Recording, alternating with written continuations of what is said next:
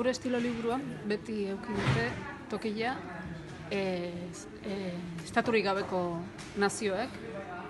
Haien informazioa jaso dugu, biztanleak, hizkuntzak, toponimoak, estatuekin egiten dugun bezalaxe. Eta gaur aldaketa eder bat egin behar dugu gure estilo liburuan.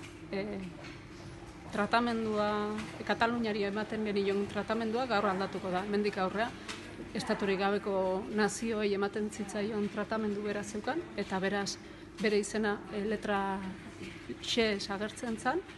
Hemendik aurrea, gaurtik aurrera, letra larriz agertuko da, eta izen osoarekin agertuko da.